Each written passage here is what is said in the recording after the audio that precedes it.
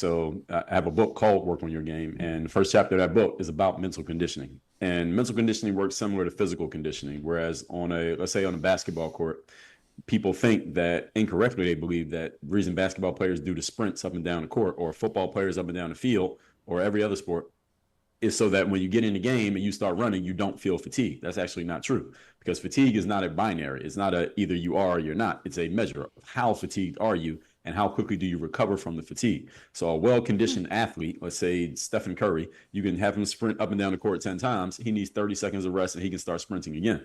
Whereas you have someone who is poorly conditioned, just a lower level of conditioning, they need 30 days or 30 hours before they can sprint up and down the court again. So it's just a measure of how much is the fatigue affecting you when it does hit you, or how long does it take for it to affect you? And mindset, it works the exact same way.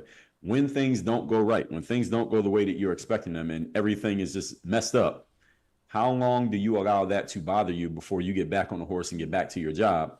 And some people, they can be annoyed for 90 seconds and they get back to the business, whereas other people, they will quit right there and never come back, or they need 90 days or they need 9 weeks before they come back to the thing. Like, there are people who are, maybe some people listening to this today, they may not want to admit it, but they are still allowing themselves to be held back by something that happened to them 3 years ago.